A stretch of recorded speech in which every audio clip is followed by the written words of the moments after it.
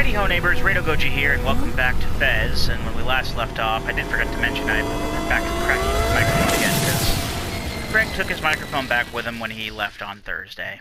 Oh well. But, when we last left off, we completed the hardest part of the game, in my opinion. But, I did forget something else that was, actually in there. So I'm gonna go back into the lava room. Don't worry, it's not gonna be an evil thing that we have to contend with again.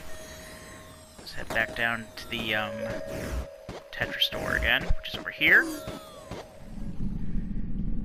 Back to Virtual Boy Lava Land. Now the reason I wanted to do this first is because it's right here. I warped back out because if I had gone back, that's a lot of drop, and it would have killed me. There's like this little thematic jump here, and there's a tuning fork. The tuning fork goes L L R L L R R R. And there's another anti-cube. We are actually almost done with the game, by the way. I mean, as you can pretty much tell, we only have 12 more anti-cubes left. And it's not going to take too much longer to get them. I am actually done with the game on my practice file, so hopefully I'll have enough. I mean, I do have an alternate plan for if I do run out of videos for the week, because I still haven't done those bonus videos for. I still haven't done those bonus videos yet for Marvel Avengers. I have since watched Ant-Man, and I'm all caught up on that, and I have the Season Pass and all the DLC downloaded. It was like $10, so that wasn't too bad.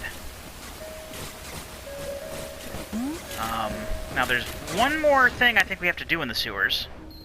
Yep, one more thing indeed. And that is this way. It's fairly straightforward to get to this part. I mean, you have to still have to go through a couple of rooms to get there, but at the same time, it is still fairly easy to get. There's some ghosting on that. It is still a fairly straightforward trip. You don't even have to worry about these black holes. Hoping I don't have to worry about the black holes. Okay, I don't have to worry about the black holes. It's fine. I want to go back into this door. There's another tuning fork in here. So let's find our way with these pipes. And, take in the sewer music one last time, because this is the last thing we have to do in the sewers, and we're not going to hear it anymore. And then the music cuts off when we get to the tuning fork anyway. The tuning fork thing here is L L L R L R L R.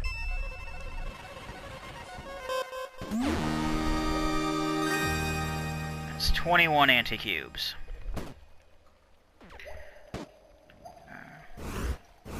It's kind of sad. I'm going to miss the sewer music. The sewer music is that and Zoo's music. This is my two favorite tracks in the game.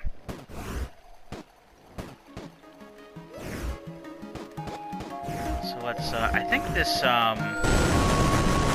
shortcut door takes us out.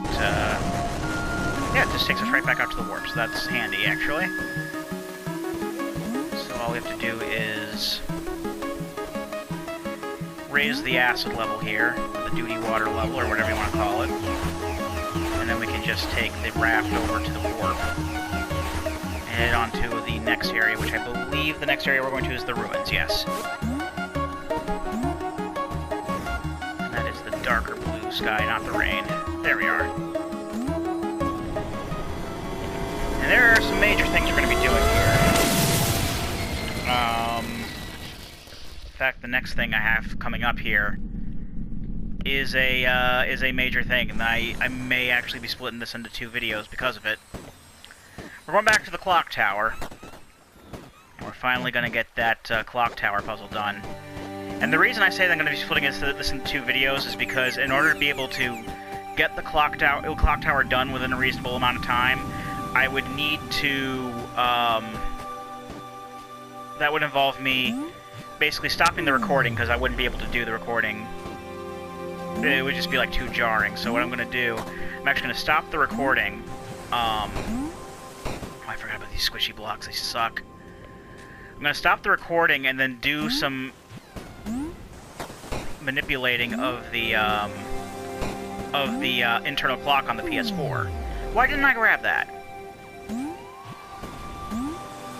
Just to get all of the cubes, and then from that point, I'll, Why am I not grabbing that one? You know what? Screw it. I think I can jump from here. I was wrong.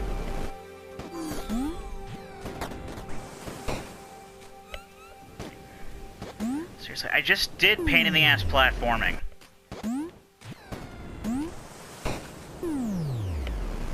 Screw it. Too much of a pain. Alright, so let me explain the clock. There are 4 sides, each of which has a, as you can see, has a hand going around it. When one of the hands will reach when it reaches the top, an anti-cube will appear. And there are 4 of them. This one happens to go about every minute or so, but you only have, like, a couple seconds to grab the cube. And on my practice file, this is actually where it kind of glitched. And I ended up getting 2 anti-cubes here. And my anti-cube count was 1 ahead. When I got my last anti-cube, I already had 32. And basically what ended up happening was it still counted as 32 on there, but when I went to the ending, the game froze. So that probably affected stuff. Now, obviously, that red one that we just got is like once every minute or so. One of these, I believe the blue one. Is that one moving, or is that one moving more? Like, one of them happens every minute, one of them happens about every hour, one of them happens about every day. I think the green is like every day. And the gray one, which is like the hardest one, is roughly a week. And believe it or not, I think I actually got, just like, when I got up here on my practice file, the gray one was just there.